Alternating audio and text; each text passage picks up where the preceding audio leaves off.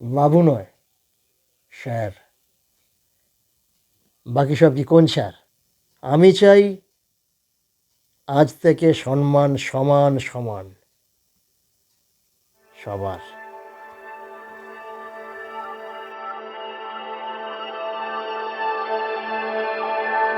মানে স্মার্ট বলতে কি আমি বুঝিনি, আমার কাছে সুনীল গঙ্গোপাধ্যায় কিন্তু ভীষণ স্মার্ট, ভীষণ স্মার্ট। মানে সেখানে দেবকে আমার অত স্মার্ট মনে হয়নি।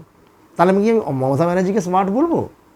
আচ্ছা, আজকে রাজনীতির যে সুনীল মডেলটা গঙ্গোপাধ্যায়কে দেবের থেকেও স্মার্ট মনে হয়। ভীষণভাবে, মানে সুনীলবাবুর মতো স্মার্ট লিড মানে আমি সাহিত্যিক কম দেখেছি, মানে এত স্মার্ট, আচ্ছা, মানে এত স্মার্ট, মানে কি বলবো আমি, মুগ্ধ হয়ে যাওয়া, মানে তার প্রেমে পড়ে যাওয়ার মতো তার বডি ল্যাঙ্গুয়েজ, তার শরীরী ভাষা। সে কি? হ্যাঁ, মানে তো একে বলবো স্মার্ট। আমার মানে সিরিয়াসলি বলছি, শরৎচন্দ্র। বিদ্যাসাগরকে স্মার্ট মনে হয় না? না কেন, আমি আমি আসছি ওই প্রসঙ্গে। শরৎচন্দ্র, ওর স্টিল ছবিটা দেখেই আমার এত অসাধারণ লাগে। মানে শরৎচন্দ্রের যে ছবিটা দেখি না, কি সুন্দর লাগে। মানে মানে কি বলবো, শাহরুখ খানের থেকে? শাহরুখ খানের থেকেও বেটার লাগে। কোথায় শাহরুখ খান, কোথায় শরৎচন্দ্রের লুক। শাহরুখ খানের পুরো লুকটা তো মানে কি বলবো, মানে পয়সা ছাড়িয়ে এই তোমার পকেট থেকে টাকা নিয়ে নেবে, এরকম একটা ব্যাপার। মানে এক হাতে থামস আপ দেবে, এক হাতে পয়সা নিয়ে নেবে, এক হাতে ঠান্ডা পানীয়ের বিজ্ঞাপন দেবে, এক হাতে পয়সা। মানে ব্যবসায়ী, মানে ব্যবসায়ী। ওকে পুরো পার্লারে গিয়ে তুমি এরকম বহু শাহরুখ খান বানিয়ে ফেলতে পারো, কিন্তু একটা শরৎচন্দ্র আর বিদ্যাসাগর বানিয়ে ফেলা যাবে না। তো ব্যাপারটা হচ্ছে স্মার্টনেসের ডেফিনেশনটাই পাল্টে যাচ্ছে। কনসেপ্টটা তুমি ক্লিয়ার করো। কনসেপ্টটাই না ক্লিয়ার বলতে আমি বলছি, যেখানে বৈদগ্ধ্যতা কি থাকবে চোখে না, আমরা স্মার্টনেস বুঝবো? যেখানে বৈদগ্ধ্যতা থাকবে, বিচক্ষণতা থাকবে, আচ্ছা, বৈদগ্ধ্যতা থাকতেই হবে, আচ্ছা, বিচক্ষণতা থাকতে হবে, এবং ভীষণ ব্যাপ্তি তার, মানে সৌন্দর্য সম্পর্কে, জীবন সম্পর্কে যার ব্যাপ্তি, মানে বিশালতা, চোখে মুখে তার প্রকাশ ভীষণ থাকবে। মানে বিশালতা, এবং যে মানে অনর্গল কথা বলে যাবে, এটা স্মার্টনেসের লক্ষণ নয়। আচ্ছা, মানে আমরা কি বলি যে একটা লোক দারুণ কথা বলছে, মানে মানে আমি কিছু নাম, মানে আমি ক্ষমা চেয়ে নিয়েই বলছি, চন্দ্রিলকে আমার স্মার্ট মনে হয়নি। মানে চন্দ্রিল ভট্টাচার্যকে ওরকম স্মার্ট আমার মনে হয়। হ্যাঁ, অনেক কথা বলে এবং ফাস্ট কথা বলে। আমরা কি স্মার্ট? মানে আমাদের প্রয়োজনে, আমাদের সময় আমাদের কত জোরে কথা বলিয়ে নেয়, অত স্মার্ট কথা বলিয়ে নেয় না। তো আমরা স্মার্ট আদপে নই।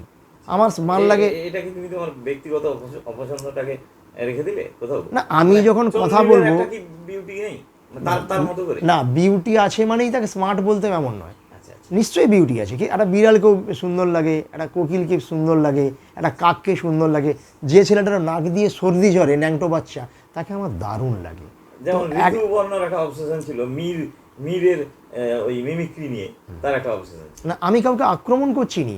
মানে দেখো, আমি যখন কিছু বলবো, তখন তো আমি ব্যক্তিটাকে সরিয়ে দিতে পারিনি। আমি তো ব্যক্তি।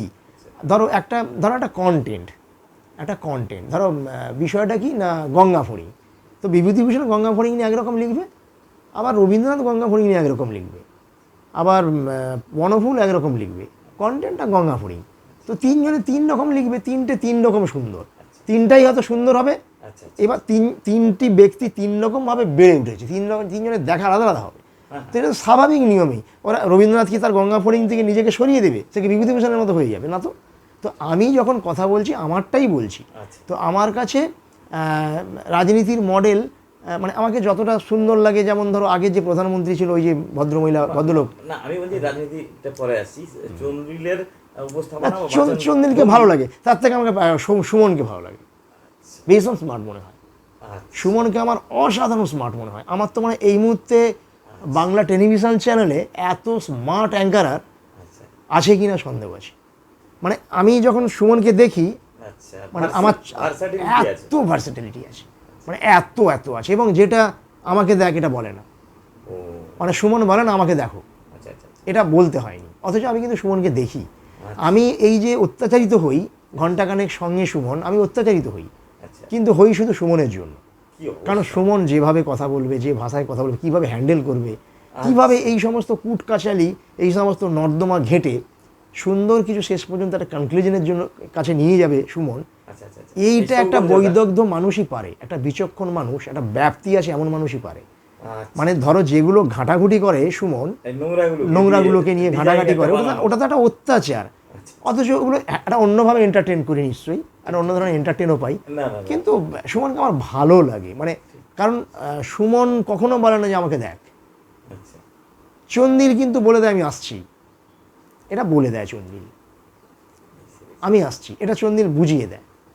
তাই তো এইটা আমি আসছি, আমি চন্দিল, তো এইটা বুঝিয়ে দেয়। এইটা না মানে এটা এক একটা মানুষের এগুলো জীবন বোধ, সে যেভাবে বেড়ে উঠেছে তার শিক্ষা। হ্যাঁ, চন্দিল অনেক জানে, মানে এই ধরো সুমনের থেকে হয়তো চন্দিল তথাকথিতভাবে অনেক জানে অনেক বিষয়ে, আচ্ছা, এটা হতে পারে। Stock of knowledge. Stock of knowledge অনেক বেশি হতে পারে, কিন্তু ওই যে বললাম কন্টেন্ট আর ফর্ম, আমার কাছে না কন্টেন্টের চেয়ে অনেক বেশি জরুরি ফর্ম, অনেক বেশি। আমি বলছি দেখো, আমি হয়তো সেইভাবে ধর্মের চেয়ে বস্তুবাদকে আগে এগিয়ে রাখি, কিন্তু যদি ঠিকভাবে তুমি আমার কাছে গ্রাহ্যতা পেতে চাও, আমাকে ধর্ম বিষয়ে কথা বলতে গিয়ে আমাকে তুমি অনেক দূরে নিয়ে চলে যেতে পারো। ধর্মের সাথে আমার হয়তো সেভাবে মনোযোগ নেই, আমি ধর্মটাকে নিইনি, আমি ধর্মের উল্টো দিকের মানুষ, কিন্তু তুমি যদি ঠিকঠাকভাবে উপস্থাপন করতে পারো, তোমার ফর্ম যদি ঠিকঠাকভাবে আসে, আমি সেখানে মেল্ট হয়ে যেতে পারি। তার মানে তোমার বিষয় যাই হোক, তুমি কিভাবে আনছো আমার কাছে।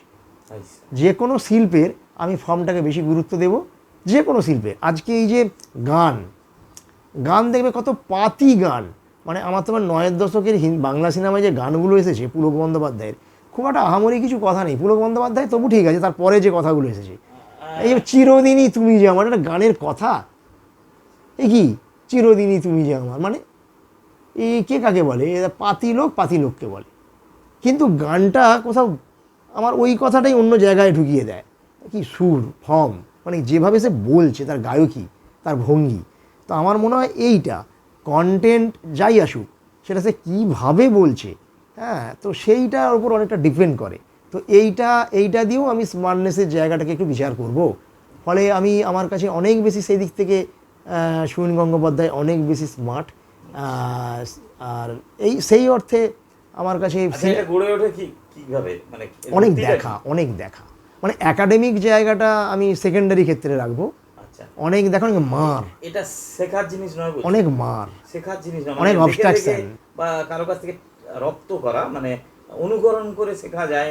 দেখো আমরা যে কোনো শিক্ষা অনুকরণ দিয়ে হয়তো শুরু করি, কিন্তু সেই শিক্ষাটা আমার খুব জীবনে সবসময় কাজে লাগে বা আমার জীবনকে অনেক দূর পর্যন্ত নিয়ে যায় এমনটা নয় আর কি। তো আমার মনে হয় অবস্ট্রাকশান, মানে আমি যত অবস্ট্রাকশানের মুখোমুখি হব, আমি তত শিখবো, আমি তত জানবো।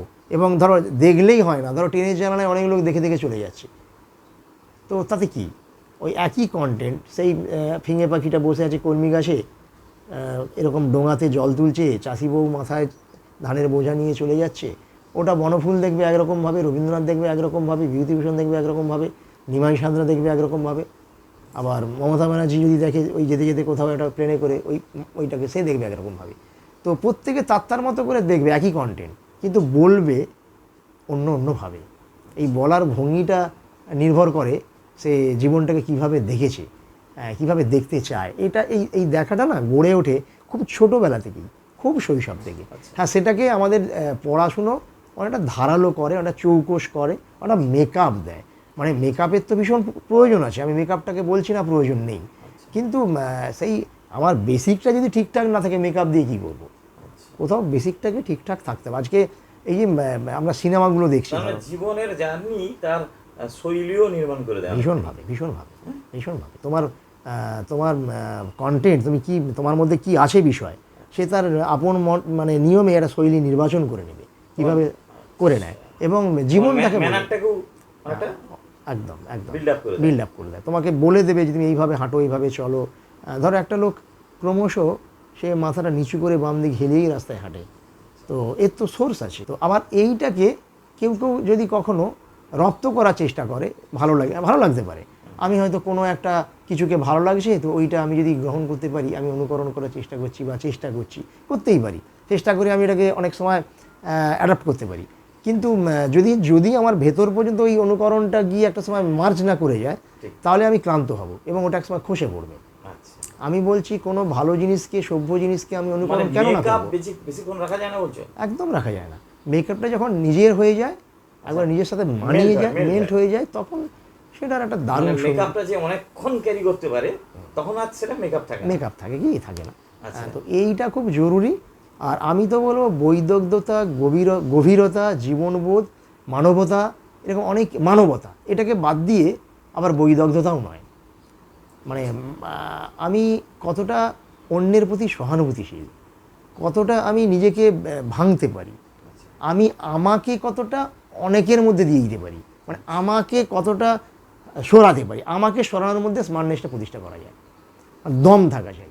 আমাকে সরানোটা হচ্ছে দম, যাকে বাংলায় দম বলে না, দম থাকলে আমি আছি আমাকে দেখ, এইটা সরাতে হয়, এইটা সরালে স্মার্টনেস এমনি থেকেই বেরিয়ে চলে আসবে। ও আমাকে সরালে smartness বেরিয়ে আসে। একদম আমাকে সরাতে হবে, তবে স্মার্টনেসটা বেরিয়ে আসবে। তুমি যদি যথার্থ স্মার্ট হও, তোমাকে ধরো আমি সুনীলবাবুর কাছে যখন গেছি আমার গোপ বেরিয়েছে, সবাই মানে সবাই ফার্স্ট ইয়ার, আচ্ছা কোথাও সুনীলবাবু নেই, আমার মনে হয়নি সুনীলবাবু, আমি গিয়ে কাঁপছি, আমি থরথর করছি প্রথম যখন যাই, কিন্তু সুনীল গঙ্গোপাধ্যায় থেকে নিজেকে সরিয়ে দিয়েছে,